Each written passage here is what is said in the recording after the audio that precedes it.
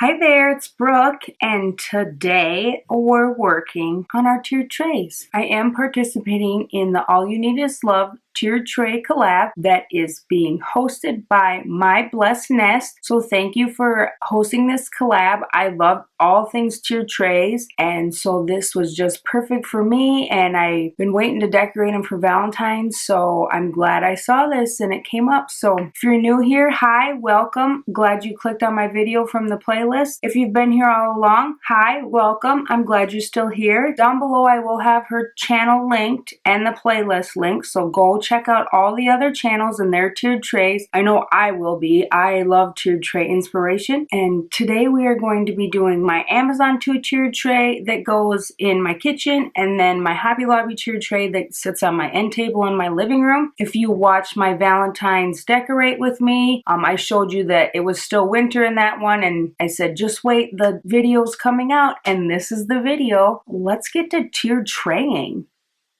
Is that a word? I don't know. Anyways, I'm gonna do it.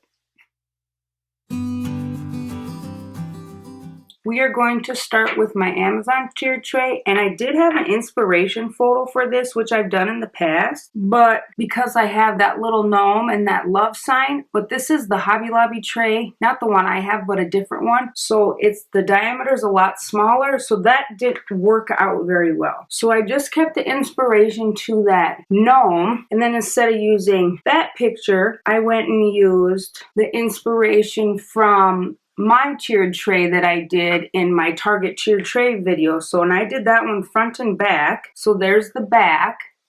So that's kind of what I took my inspiration from for this big tiered tray, is that little tiered tray that I did. I don't always use inspiration, but about every other time it seems like I'll find something that just sparks my interest and inspires me to make a tiered tray similar to that. So let's get to the tiered tray. As per usual, I did go through and figure out the tiered tray, because if you've watched some of my decorating videos for like my kitchen or my living room, I go through it and like do it with you, and it takes me a while sometimes. And these did definitely take me a little bit longer, just because I had an idea in my head and then this tray was too big, so I kind of had to rethink. And then I had bought something I wanted to use on this tray, but of course it didn't fit, so I'm using it on my other tray. So I kind of had to like rethink what I was doing. So I'm going to go through with you and kind of tell you my thought process of everything. So my first thing that I wanted to do was take my gnome. I knew that he or she is going to be one of my focal points for this tray. And then I had also used this XO sign on my other tray, and I thought that just fit perfect right next to him. So that's where I started. And then I also knew I wanted to use this All My Heart sign. This is from Kirkland's, Hobby Lobby of course, and that's from Etsy.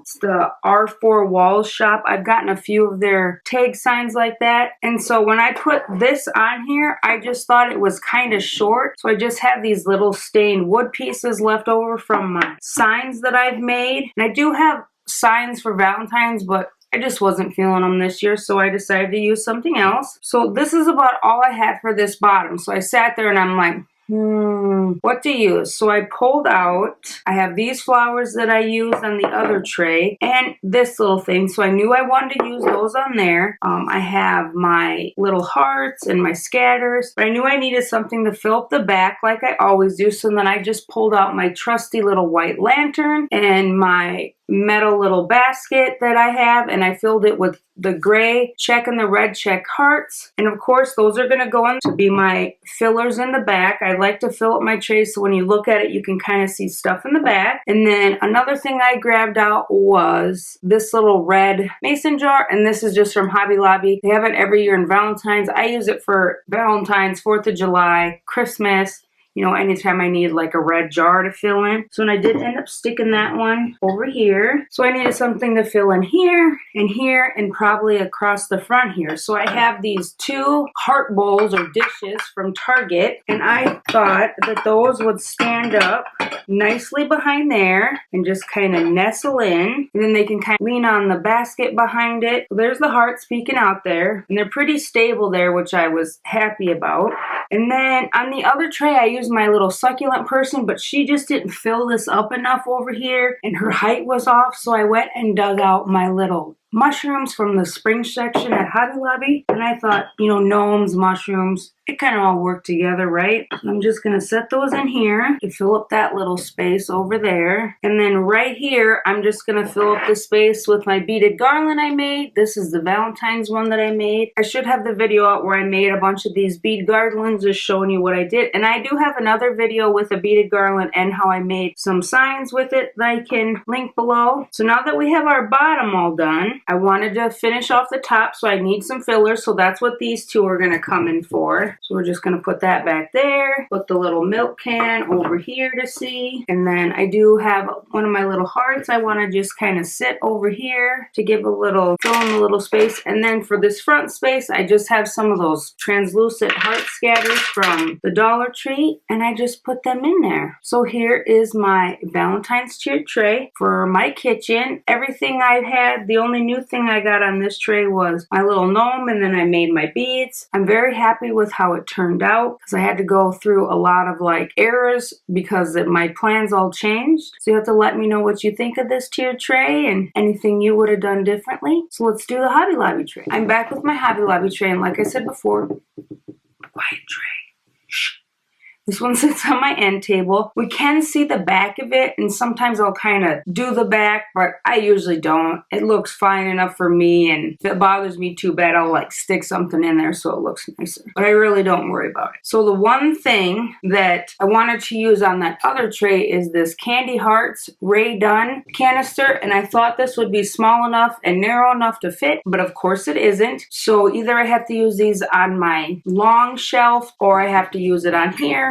So I gotta remember that unless I get something really small. So either way, Candy Hearts, I can put a canister in my living room, right? So I just thought that would sit up here good. And then I just kind of went through with stuff that I wanted to use. So I picked up this dollar mailbox at the Target Playground for $1. And the lid is hinged on, which I really like. My other one that I got several years ago, the lid just pops on and off. So I really like that this one's hinged. And I just filled it with some gray and red hearts again. And kind of spilling out. I was going to do like letters or something like that, but I just put these hearts in here. I thought that was just a little better. I just tucked that in there like that. And so I was having a difficult time filling up this bottom part. So then I went through my stuff, and I have this happy candle from Ray Dunn. I don't burn them, I just use them for decor. I'm very fussy about the candles I burn because they give me headaches a lot of times. So going like this, it smells perfectly fine, but I know if I would burn this, it would give me a headache. So they're just decor. And so I set it back here. And as you can see, it's kind of low. So I went to my handy dandy little wood slices and made that just a little taller. I did face it with the happy forward. I know you can't see it perfectly, but I just kind of liked it like that better because, you know, happy Valentine's Day. I thought it all worked together well. And then I also have this little gray potted succulent from the Target dollar spot right now.